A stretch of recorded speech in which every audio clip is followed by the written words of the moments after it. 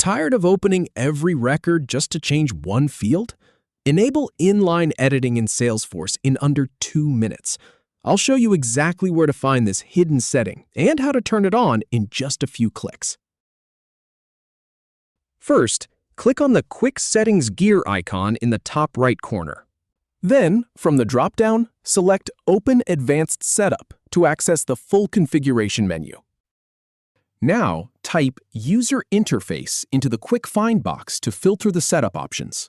Scroll down through the results until you see the User Interface heading. Make sure it's not the first one listed. Under that section, check the box labeled Enable Inline Editing to turn on the feature. Finally, scroll down and click Save to apply your changes. That's it. You're all set.